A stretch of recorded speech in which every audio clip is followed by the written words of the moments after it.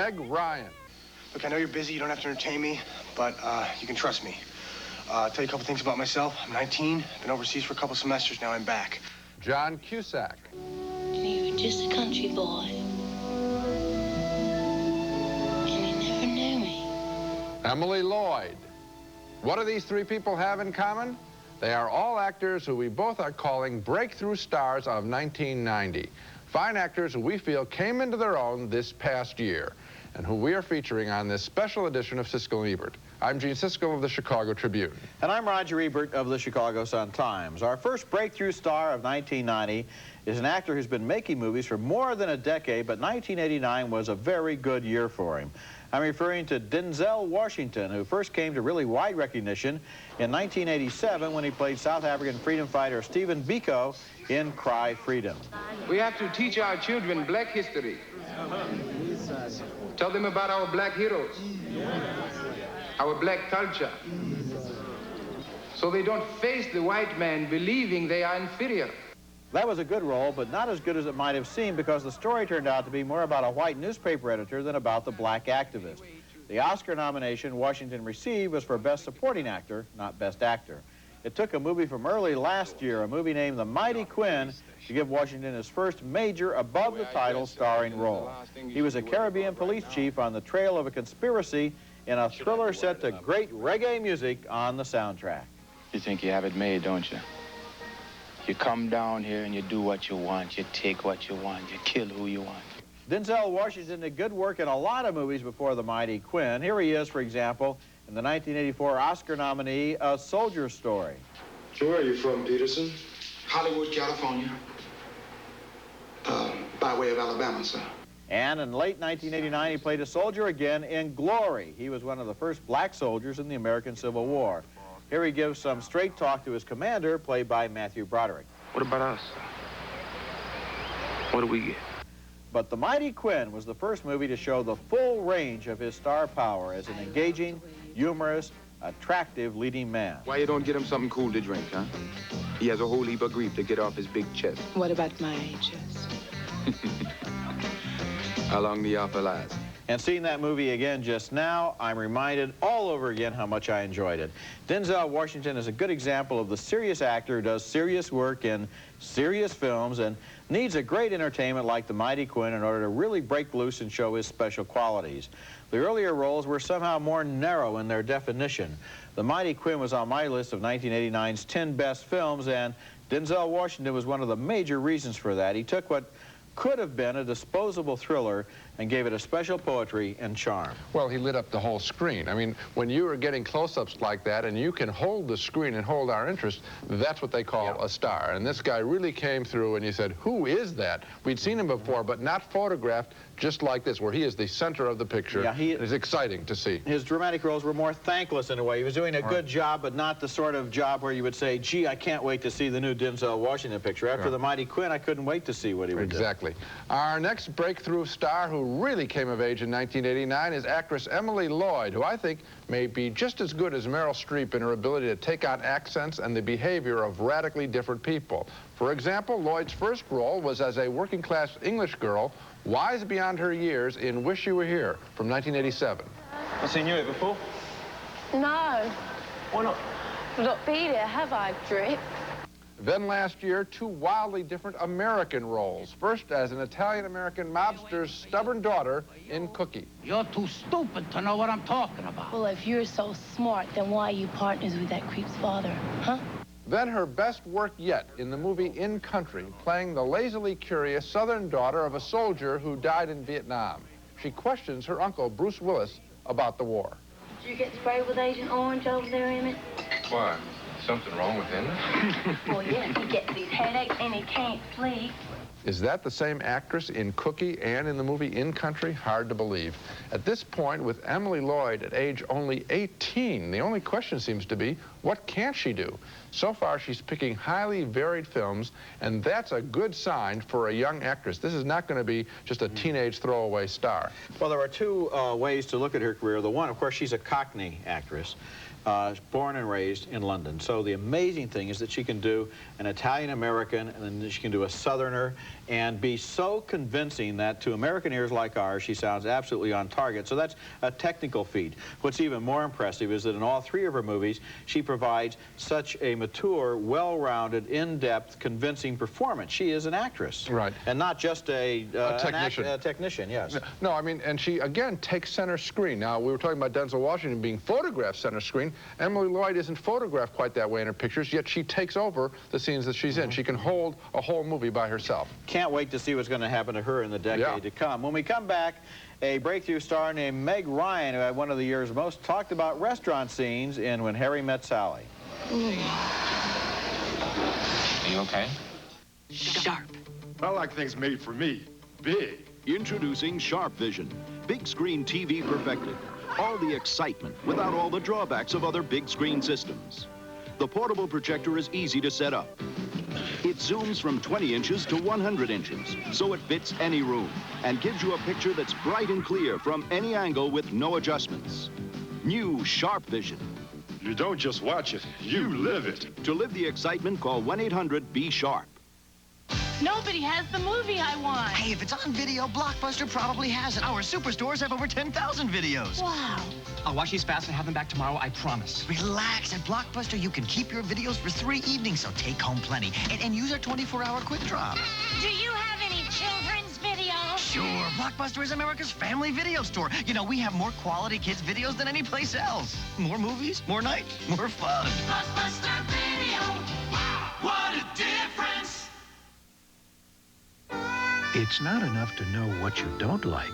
You've got to know what you do like. So for families that like a thicker, richer, chunkier spaghetti sauce, we've created new Aunt Millie's Family Style. There's a lot to like.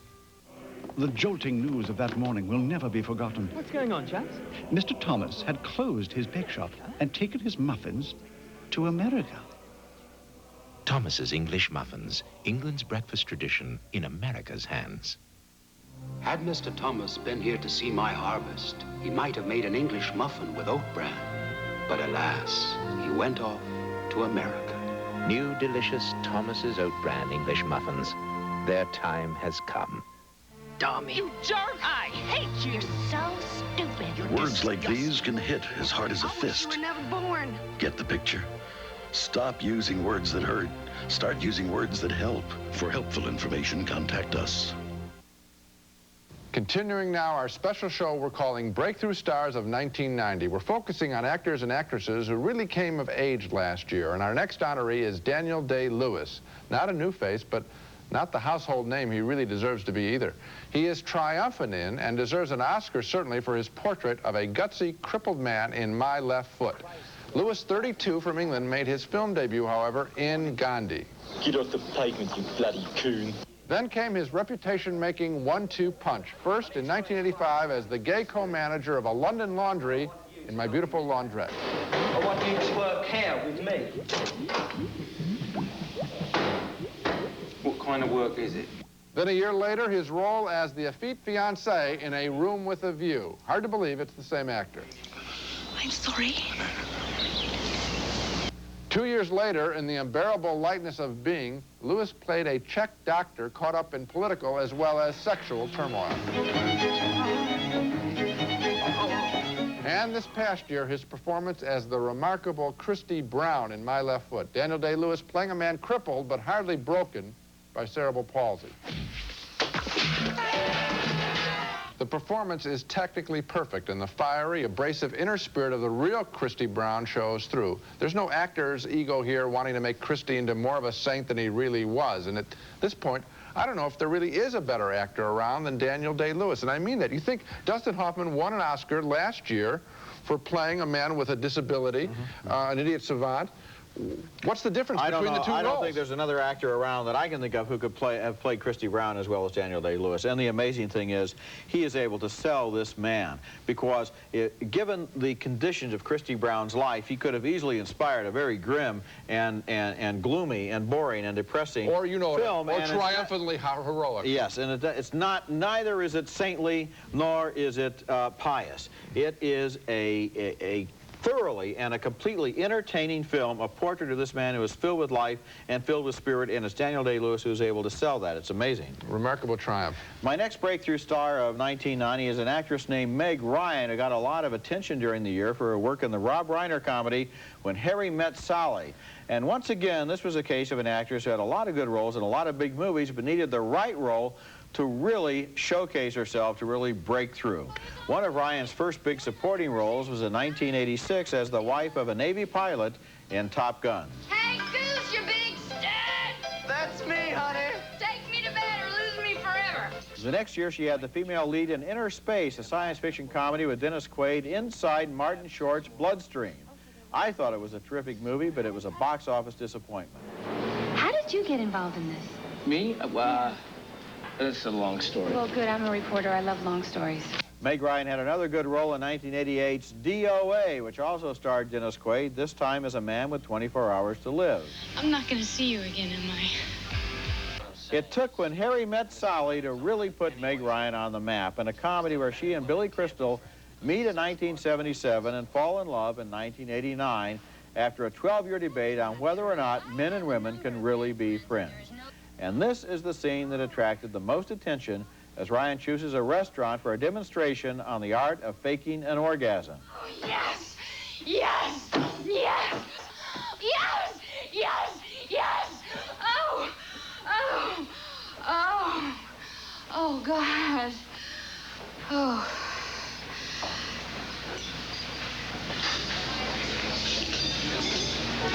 I'll have what she's having. When Harry Met Sally gave Meg Ryan a chance to play her character over a full range of development, from the early days when she's a new college graduate to later years when she's a Manhattan career woman. In her earlier movies, she was essentially limited to what could be called the woman's role, a well-defined but limited role in a movie that was really about the adventures of the male characters, really about Dennis Quaid.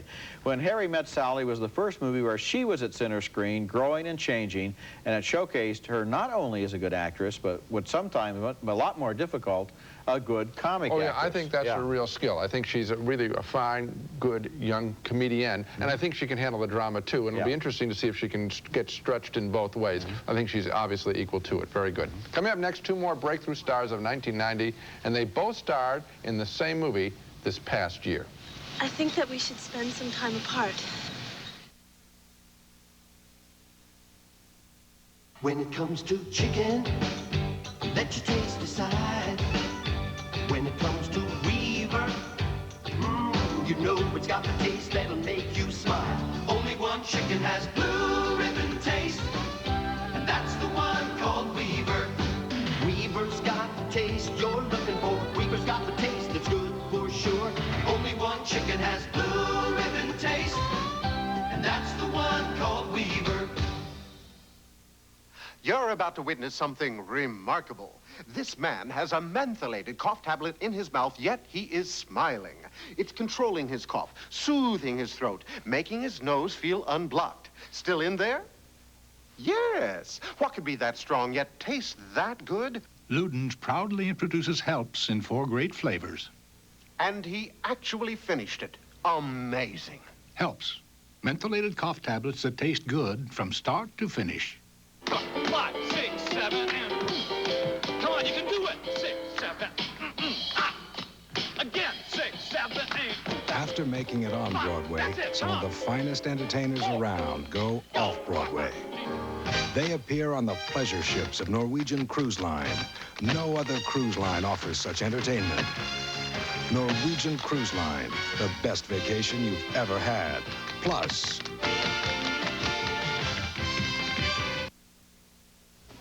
Grandpa, you really know how to throw a party. Orville and Gary Redenbacher introduced light microwave popcorn. What better reason to celebrate, Grandpa, than this new fantastic light microwave popcorn? Well, you can celebrate any time when you have popcorn with 1/3 less calories. And 2/3 less fat than a regular microwave. This is a fantastic tasting popcorn. Grandpa, who would ever think that you are a party animal? That'll teach them. You got a great product. Throw great parties. Our next breakthrough star of 1990 is another actor who's been around for a while but who got a breakthrough role last year. His name is John Cusack, and his big movie was a wonderful human comedy named Say Anything, which should get some major Oscar nominations this year, but probably won't because it opened way last April, and the Academy voters have an attention span of 3 months max. Say Anything was an especially intelligent teenage love story starring Cusack as an ordinary kid who falls in love with the class beauty. I just can't have any social life right now. Don't worry about it. We're just having coffee. We'll be antisocial. John Cusack seems to be one of those actors who can play teenagers forever. Here he is 5 years ago, 1984, in his second film, 16 Candles. Do not embarrass me, okay? For sure you won't. His first big role in a good movie was in 1985 in The Sure Thing, where he played a kid hitchhiking cross-country with a schoolmate he thinks he doesn't like. This is called shotgunning beer. It's an ancient tribal custom. Originated in Southeast Asia, I believe. Okay. John Cusack has been as busy as any young actor in the last 4 or 5 years. He's nearly always good, except when he gets involved in a misconceived project like Tapeheads. But it took Say Anything to provide him with a character of enormous subtlety and humanity, a kid with enough self-respect that he felt he deserved to love the most beautiful girl in school, and enough imagination to love her because she was the smartest girl in the class. Say Anything was one of the year's special films and one of its best, and it put John Cusack on the map as a serious actor. Well, I think the word serious is the part that I think offers hope for him for the 90s to grow out of the teenage roles, which he's done so well. There's a quality in this guy that I think shows that he can hurt on screen and is willing to hurt on screen. He is hurting for the affection of this young woman, and that's the part that distinguishes him. It's easy to waltz through a teenage picture with all the highs of the film and the fake lows and all that, but there's something in the way he talks to her where you realize what a tender, nervous thing it is to declare your affection and possibly be rejected. And that quality of emotion, I think, is what's going to make him stand out. There is a mixed blessing about the fact that there are so many films about teenagers these days, a lot of them quite successful, and that mixed blessing, the mixed part of it is, a lot of adults never see the really best of those films because they kind of dismiss them all in one category. Right. And this is a movie, Say Anything, that anyone would enjoy. It's a terrific film. Okay, our next breakthrough star of 1990 is Ione Skye from that same film, and she co-starred with John Cusack this past year in Say Anything, playing the troubled daughter of John Mahoney. Skye, aged 19, made her film debut in the great 1986 teen drama River's Edge, playing one of the girls who at first looks away when a classmate is murdered. Who do I call anyway? The police, I guess. What, I'm supposed to know the number? After some TV work, Ione Skye last year played the lead role in the romantic comedy The Rachel Papers, the story of a young Englishman pursuing an American girl. Who's giving this party anyway? I am, actually, and I don't remember inviting you. Then came Say Anything, where Skye was luminescent as a seemingly model young woman, beset, however, by a troubled father as well as the more standard problems of a boyfriend. I don't want to leave something out because I know I can say anything to you. You're a liar and a thief. Take it easy. How bad you make me? I'm the only dad you've got.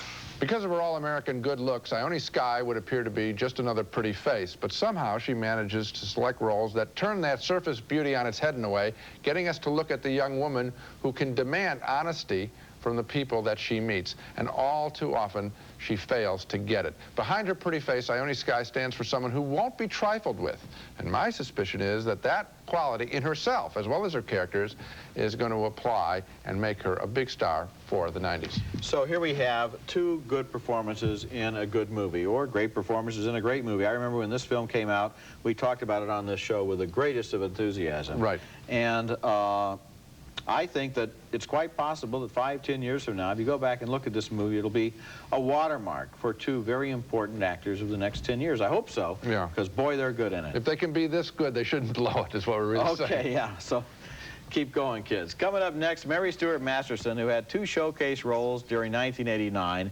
in Chances Are and Immediate Family. We're just looking at my pictures. Oh. Take the first step toward a whole new future. During Century 21 Career Opportunity Week and our career sessions, you'll find out why we're #1 and how our training and innovative support programs could make you #1. The right place is Century 21. The right time is now. Call Call your local Century 21 office today. Career Opportunity Week, January 15th through the 21st.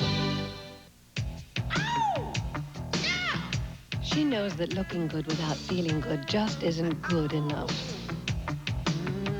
She doesn't just watch her figure, she watches her health. What she eats and what she doesn't eat.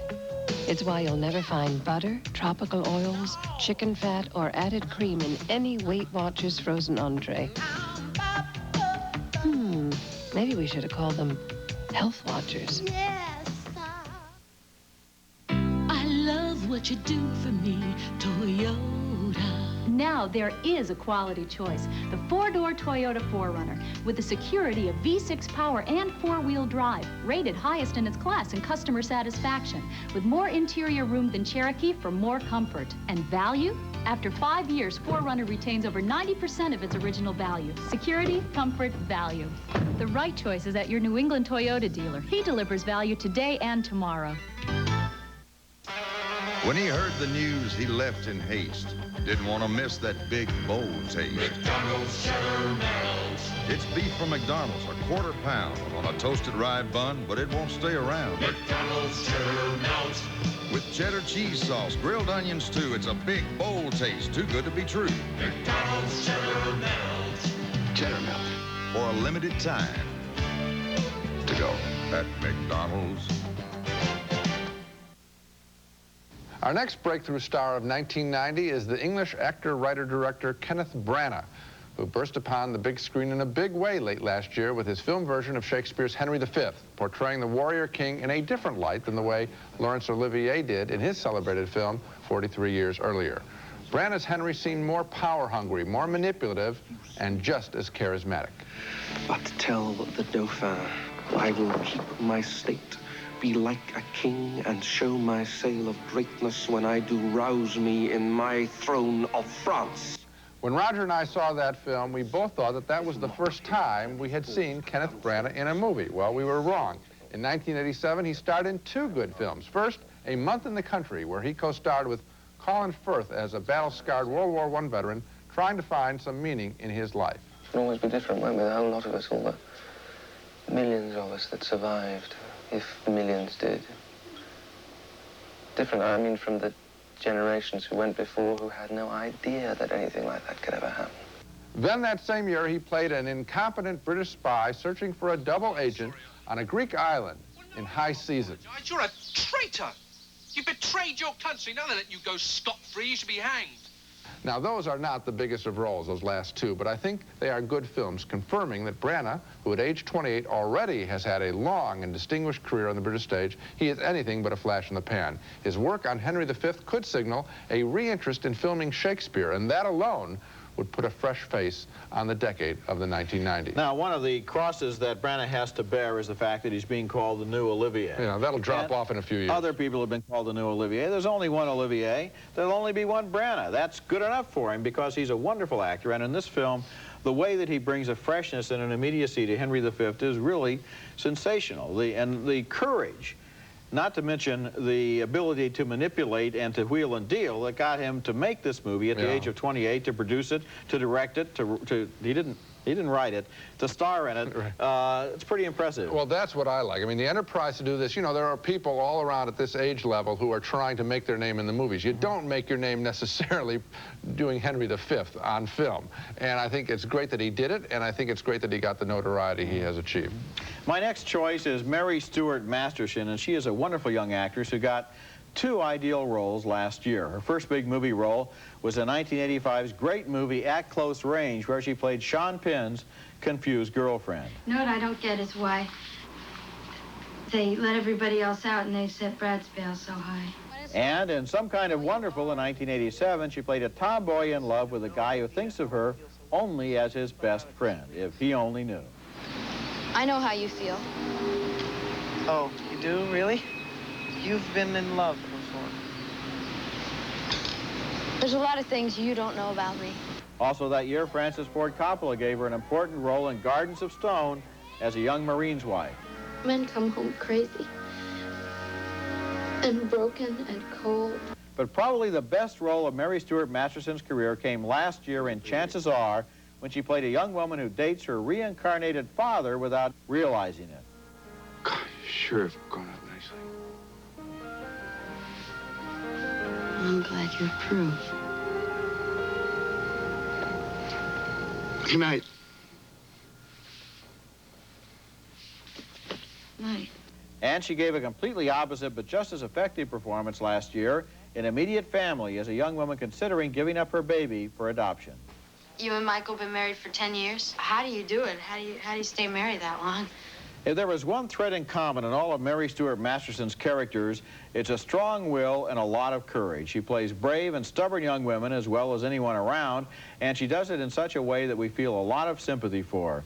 There aren't a lot of actresses who can convincingly play a genuinely heroic woman without looking silly, but Masterson can, and she can do it with conviction. Because a lot of her early work was in movies that did poorly at the box office or were aimed at a teenage audience, a lot of people may not have had a chance to see her, but in Chances Are and Immediate Family, she did the kind of work that earns and deserves recognition. You know, somebody asked me late last year to pick the one actress that I thought that might not be a household name who really hit it big in the 90s, and that's the name I came up with, Mary Stuart Masterson. And you know, when I watch her, I am not conscious of her age. Think about it. Of course, she's young, but when you watch her, you are watching this actress irrespective of her age. In Immediate Family, if she were 15 years older, it wouldn't make any difference. She doesn't play a girl. She doesn't use that crutch of the cute personality or that kind of thing. This is she's right there. She's right there. She's looking you straight in the eye. She's dealing with you. She's dealing with issues. She's dealing with her feelings in a real honest way. If you wanted to get somebody to play an honest woman in the movies, you could go for her, and she could walk right in and convince you in the first shot. And I'm glad you used the word woman, because that's exactly who she is. And that's it for this week's special edition of Siskel and Ebert. Next time, we'll be back with reviews of some new movies, hopefully starring some of our talented breakthrough stars. That's next week. And until then, the balcony is closed. Magla latex rubber gloves with absorbent lining, non-slip grip. Protective for all household chores. From Magla Home Helpers. Rice-A-Roni, the San Francisco treat. Now with 30 flavors, you can serve it every day for a month and never serve the same dish twice. Fab, for a clean that's comfortably soft. Fab. Snow Caps, Raisinets, and Goobers. 3 big box office hits starring Nestle Milk Chocolate. Moviegoers give them a definite 2 thumbs up.